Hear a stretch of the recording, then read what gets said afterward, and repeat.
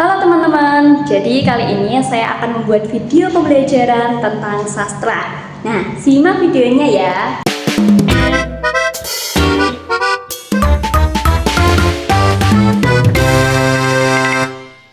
Assalamualaikum warahmatullahi wabarakatuh. Waalaikumsalam warahmatullahi wabarakatuh.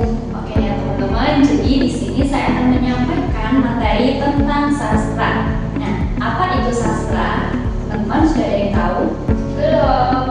Oke, jadi sastra itu merupakan sebuah karya seni yang disampaikan melalui bahasa, baik secara lisan maupun secara tulisan. Jadi untuk sastra itu dibagi menjadi tiga. Yang pertama berdasarkan tagarnya, yang kedua berdasarkan waktu, dan yang ketiga berdasarkan sifat. Nah, untuk karya sastra berdasarkan tagarnya itu yang pertama ada prosa, kemudian ada puisi dan juga ada drama. Untuk karya sastra prosa itu merupakan sebuah karya sastra yang dituliskan tidak berdasarkan aturan-aturan tertentu, baik dari rima maupun irama atau bait dan sebagainya. Nah, contoh dari prosa itu ada cerpen, ada legenda, kemudian ada novel dan lain sebagainya. Jadi untuk penulisan dari prosa itu menggunakan bahasa sehari-hari. Yang kedua itu adalah puisi.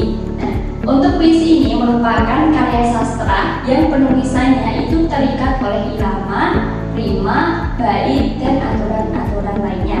Nah, contoh dari puisi ini misalkan seperti puisi Aku karya Khairil Anwar.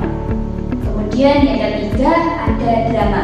Nah, untuk drama itu merupakan sebuah karya sastra yang menceritakan sebuah kehidupan.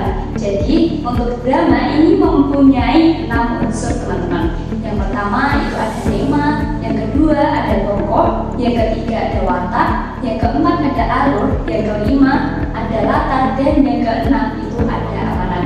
Jadi untuk drama itu harus ada 6 unsur-unsur tersebut. Untuk contoh dari drama itu misalkan seperti ada drama panggung, kemudian teman-teman juga bisa membuat karya drama sendiri itu berdasarkan kehidupan seperti itu.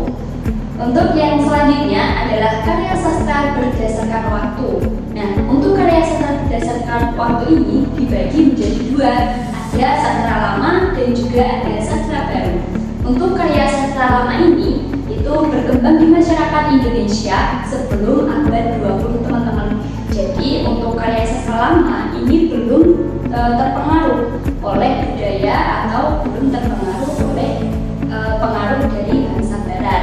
Nah, contohnya itu ada hikayat, kemudian ada pantun, kemudian ada gurindam dan lain sebagainya. Jadi untuk penulisan dari sastra lama itu masih terikat oleh aturan-aturan tertentu, misalkan dari segi irama, saja, bait, atau lain sebagainya. Kemudian untuk sastra baru itu merupakan karya sastra yang berkembang di masyarakat Indonesia setelah abad 20 atau setelah adanya pengaruh-pengaruh dari bangsa barat. Nah, contoh dari sastra baru itu ada puisi baru, kemudian ada novel, ada cerpen, dan lain sebagainya. Selanjutnya ada sastra berdasarkan sifatnya. Nah, untuk sastra berdasarkan sifatnya itu masih dibagi lagi menjadi dua teman-teman. Yang pertama itu ada fiksi dan yang kedua ada non-fiksi. Jadi untuk karya sastra fiksi itu merupakan karya sastra itu berdasarkan hasil imajinasi dari penulis. Jadi untuk sifatnya itu hanya khayalan atau bersifat tidak nyata. Jadi kebenarannya tidak dapat dibuktikan. Contoh dari karya sastra fiksi itu ada dongeng, kemudian ada fabel, atau ada novel fiksi dan lain sebagainya. Untuk selanjutnya adalah karya sastra non-fiksi. Jadi untuk karya sastra non-fiksi itu merupakan karya sastra yang penulisannya itu berdasarkan data, fakta, dan juga kenyataan. Jadi untuk karya sastra non-fiksi itu kebenarannya dapat dibuktikan. Contohnya seperti artikel ilmiah, kemudian ada buku pelajaran, kemudian ada biografi. Itu juga termasuk dari sastra non-fiksi.